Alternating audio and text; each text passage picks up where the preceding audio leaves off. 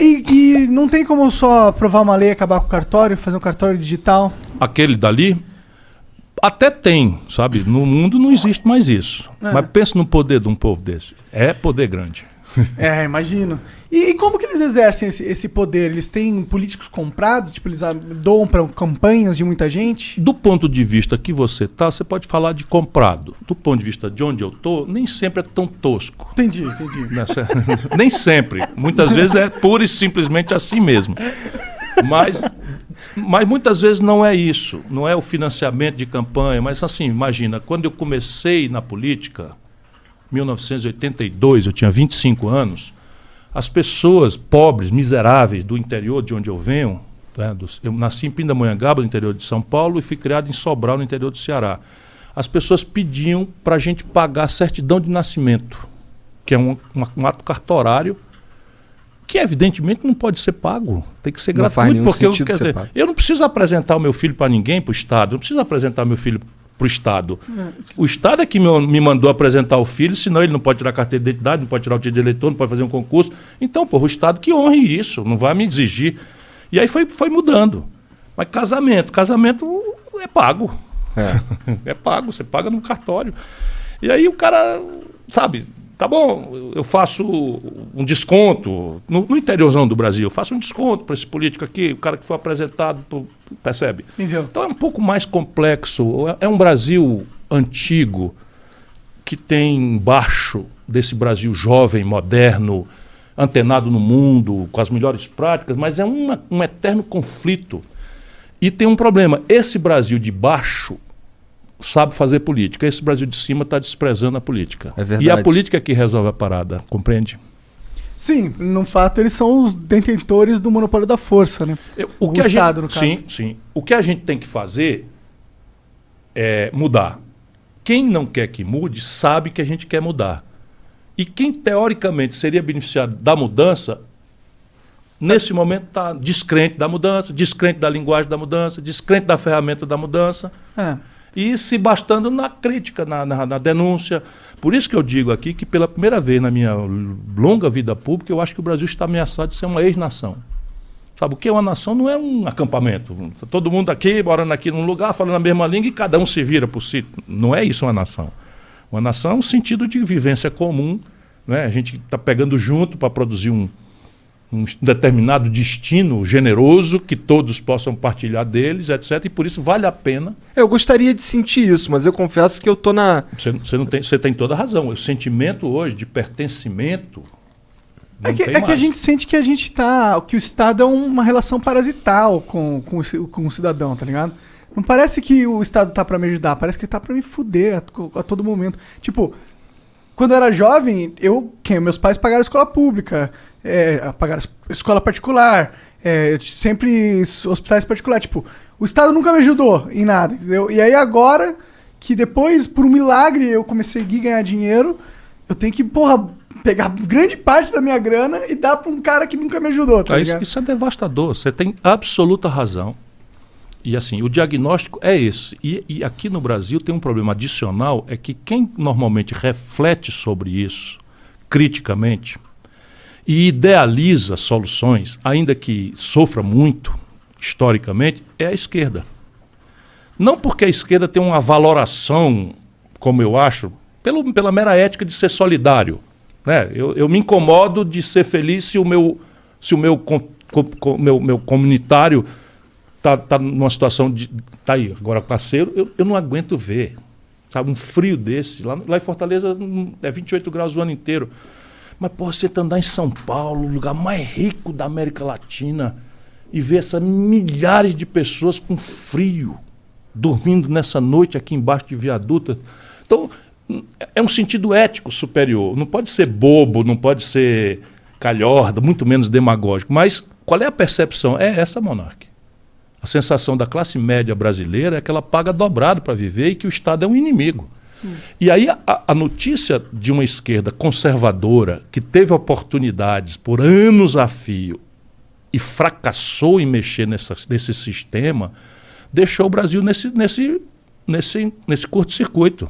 Bugou. Aí, ó. O jogo bugou. Eu vejo o Galo dizendo, bugou.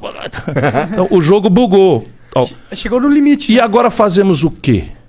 O que está acontecendo? Os caras estão apostando do outro lado. Eu exacerbo a minha sobrevivência individualista e mando o coletivo à merda. Certo? Não estou falando um palavrão, estou dizendo como é que as pessoas se expressam. Sim. Ou tu não quer falar palavrão porque ela não deixou, é isso? Ela fiscaliza. Não. Mas a palavra M não é. Mas assim, é só para dar uma indicação do sentimento que eu conheço. Eu não sou um teórico, eu escrevo livros, mas a minha experiência é na rua, é na favela.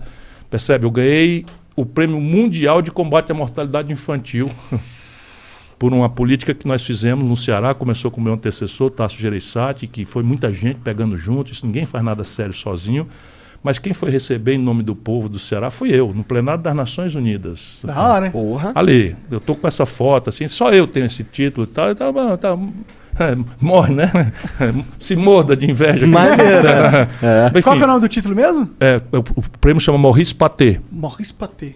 É da Unicef, que anotou no Ceará a melhor experiência de combate à mortalidade infantil no mundo. Que foda, naquele período. E qual que é a mágica do Ceará, então, que vocês conseguem ter uma... Mas é um pouco a minha crença, e eu cito o Ceará com muito medo das pessoas. Pô, amanhã vão lá no Ceará, é um estado muito pobre, cheio de contradições, com todos os problemas que o Brasil tem. Apenas lá a política tomou uma centralidade e há um projeto sendo executado e tem resultados concretos. Pode discutir comigo em qualquer ângulo que você... Economia, emprego, renda. A cidade de Fortaleza passou a ser o maior PIB entre as capitais do Nordeste. Imagina, passamos Salvador e Recife, isso não estava no nosso universo de sonhos há 25 anos atrás e estamos indo. Porque essa é a questão, o exemplo. Então, a ideia e o exemplo, né, é que pode adquirir uma militância. E é por esse conjunto de valores que eu estou me movimentando. Então, diante disso, o que fazer? Ora, eu não posso abordar a população com um sonho populista, né, demagógico, mentiroso, superficial, porque eu sou muito esperto, e isso é, infelizmente, a realidade média dos políticos brasileiros, e sei que há uma dificuldade enorme na maioria da população de entender mesmo essas tramas de dinheiro, de imposto, e tal. Até porque é complexo pra caralho, né? Menos do que supõe. Veja bem. Se você for ver a lei, a lei é feita pra ser... essa é de propósito. Então. Mas não precisa ser assim. Não precisa, tinha que ter uma lei assim, todas as leis devem ser escritas de forma que uma criança de 10 anos consiga ler. É uma lei universal, assim, sabe? Todo ato de posse que tomei, eu fiz uma coisa nessa direção, mas essa é melhor ainda. Eu botei lá todos os atos, foi o único ato que eu pratiquei no primeiro dia de ser prefeito, primeiro dia de ser governador, primeiro dia de ser ministro. Todos os atos que eu for assinar estarão obrigatoriamente só serão válidos se estiverem motivados. O que é que eu queria? Eu queria que, assim, cada lei que eu dissesse, cada regra, eu dizia, tenho que dizer por isso. Motivação, que é um pouco essa direção aí. Ainda que o capítulo, a lei, o parágrafo, o artigo sejam assuntos dos profissionais do direito, mas a população tem direito de saber por que aquela lei está sendo feita, em nome de qual interesse, em nome de qual objetivo coletivo. Se não, está aí. É um mundo oficial naquela direção e um mundo real na outra. Vamos sair da classe média sofrida, onde você deu um depoimento absolutamente irrespondível, e vamos subir o morro. Vamos pra favela, meu irmão. Esse cara se fode pra caralho, principalmente, na minha opinião, de burro, no imposto sobre consumo. Tu sabe quanto paga um pré-pago numa ligação do povão? Não. De imposto? 40%. Caralho!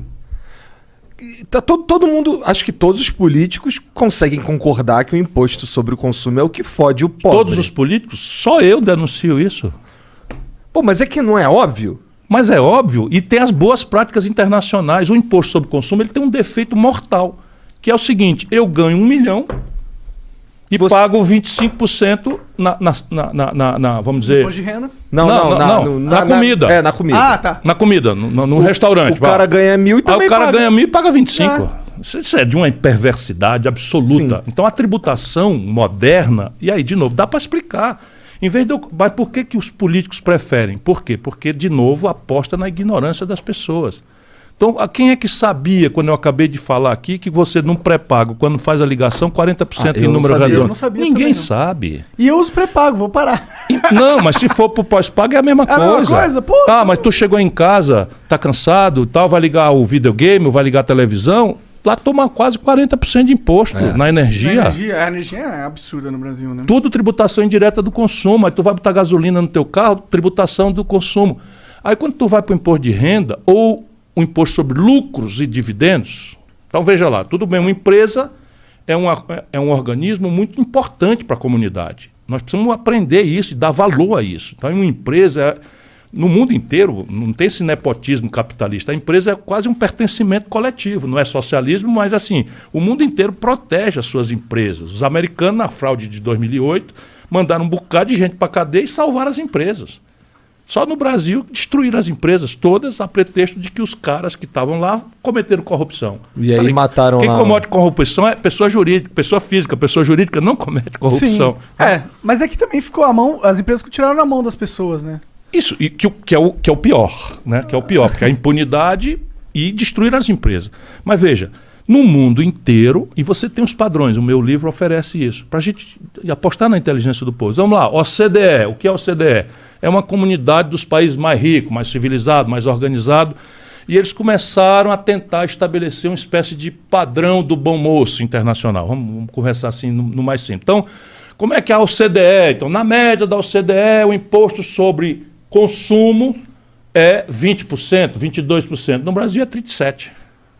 Caralho. Então, assim, vamos explicar, nós vamos mudar o Brasil e nós não vamos peitar ninguém, não. Nós vamos levar o Brasil para as melhores práticas internacionais. Tão facinho de falar. Só que qual é a diferença? É que quando eu fizer isso, eu vou ter que dizer de onde é que vem o dinheiro para eu tapar a conta. E aí eu vou dizer, então eu vou cobrar como a OCDE cobra sobre patrimônio. Patrimônio, que são as fortunas, heranças, não sei o quê. Imposto de renda. Eu vou cobrar uma média de 37%.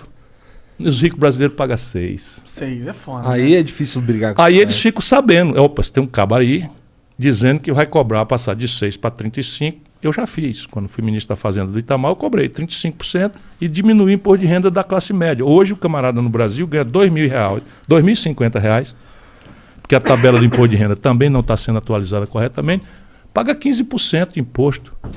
E um cara ganha R$ 1 milhão como executivo aqui na Faria Lima, paga 27,5%. Mas não paga, porque nós permitimos que ele fizesse um fenômeno chamado pejotização. Então o cara se transforma num MEI e paga 15%. Sim. Percebe? Então, trata-se de uma correlação de forças, em que a gente ou aposta, e isso depois de 30 anos de governos ditos de esquerda, ou assemelhados a. Vamos ser generosos com o nosso povo. 6 eleições presidenciais, o povo nos deu a vitória. É verdade? 2 de Fernando Henrique, 2 de Lula, 2 de Dilma. Aí deu no que deu, foram experimentar o Satanás aí.